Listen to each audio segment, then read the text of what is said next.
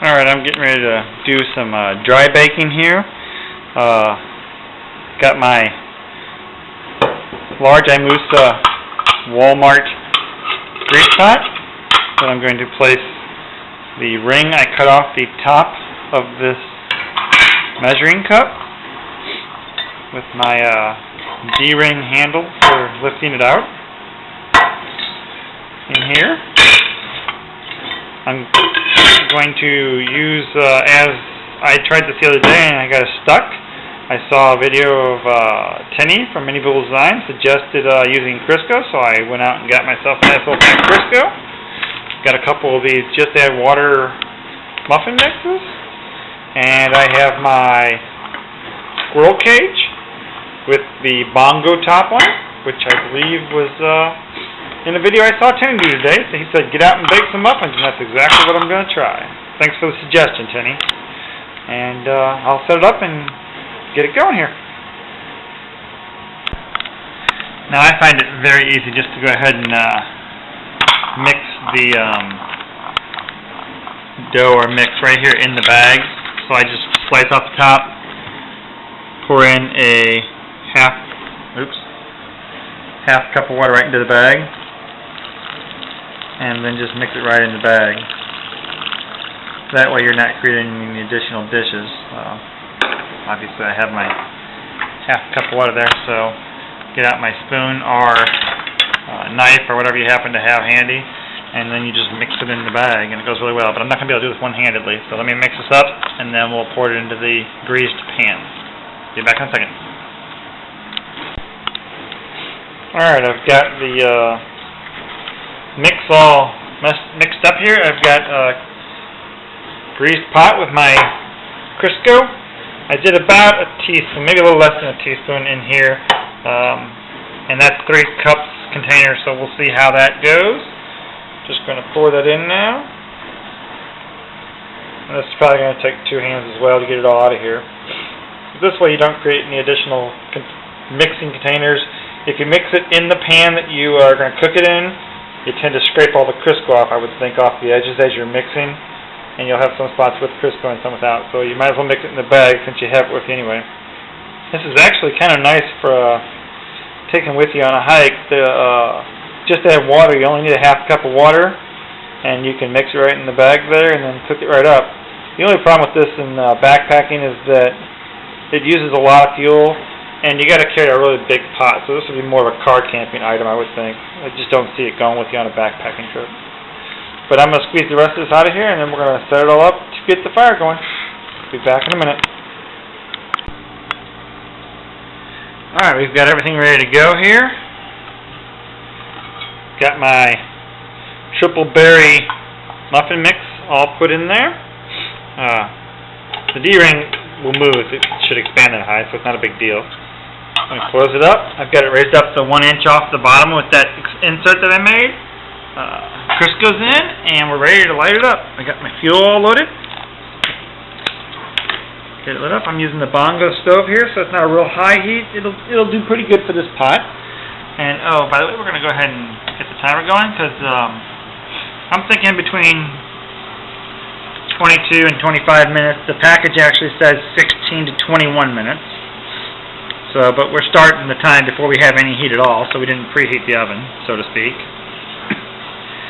We'll let it get going there, and we will check it at about 25 minutes.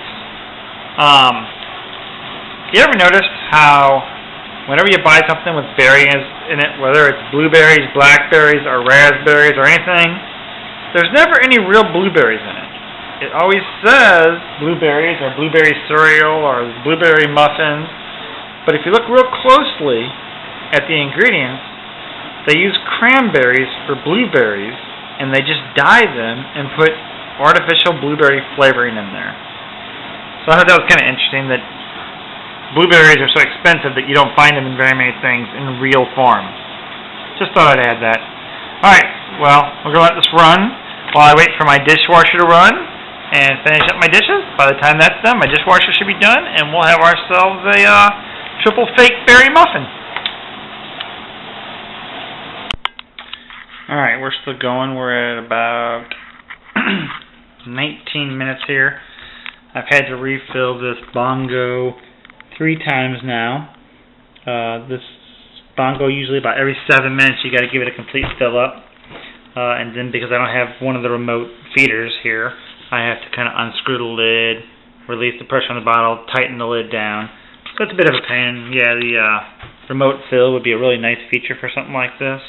If I continue to do baking like this, I definitely will have to invest in something like that. Again, this is a mini bull design squirrel cage stove with the original bongo top. I think it was the low nipple version. I can't remember high nipple, low nipple, what the difference was, but you can kind of see where it's at there. So, just letting it run. What I'd like to do is get a larger piece of this silicone ring that holds it on there, so I can come up or down with this and get different heights out of it. So I'm going to see if I can order like 2 or 3 replacement pieces and just have him give me a large piece. I know he'll do that on some of the silicone, like you just say you want 2 feet of it or 3 feet of it, and he'll be happy to do that. So if I want 2 or 3 feet, well, 2 or 3 inches of the large silicone, I think he'd sell that to you just for the price of ordering a couple of those bases. We'll have to see. Alright, we're at 21 minutes. I said I was going to go for 25. I'm going to pop the top just to see how dark it is. I haven't done that yet. Oh yeah, we're definitely going to go to 25. The top's not even brown yet. So, popping the top a little early, probably added another minute or 2 on there. Just because I popped the top a little early. Alright, let's see here. How long has it been? I just turned it off. So I turned it off about 29. Planning out some hiking trips coming up in January here. So let's see what we have. Ooh, there's some steam coming out of there. Wasn't ready for that. Looks nice and brown on top. We're going to give it 10 minutes to cool down. But everything's really hot right now, so I don't want to sit it on my table. Now, if I'm correct, I should be able to grab this with this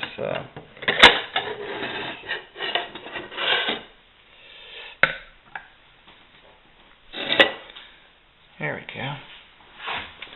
And I can put the lid back on there. And how hot is this? Oh, it's cooling down pretty fast. I was wondering if I need to have 2 underneath there, if that's going to cook my... Ooh, that is cooking my table there, so let's put 2 on there. We're going to lose everything that way. Let's just leave it. There we go. We'll be back in 10 minutes. We're going to let that sit and cool off for 10 minutes. Boy, does that look good. Let that sit and cool off for 10 minutes, and then we're going to see if it dumps right out. Be right back. Alright, it's been over 10 minutes by a few minutes, so we're going to grab this. It's still pretty hot. Maybe we're not going to grab it that way. Let's try and grab a piece of... Let's see. How's our ring? Ring's still kind of hot too, but we're going to use the ring in the corner of this thing here. Sorry. Now we're going to try and dump this out. Oh, I let it go a little long, didn't I? Came out pretty clean though. Yeah, I let it go just a little long, but not too bad. It may look burnt, but I don't think it's really that burnt. It's just a little brown. I'm not sure if you guys are seeing that very well. That light, but let's take a closer look at how the inside looks here.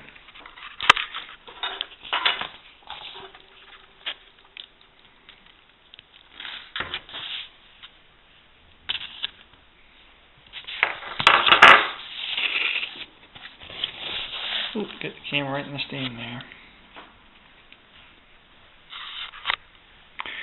It is definitely done through all the way.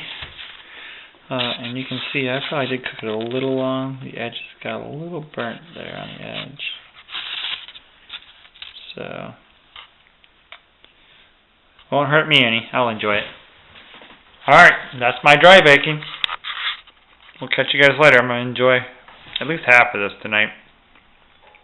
Bye for now.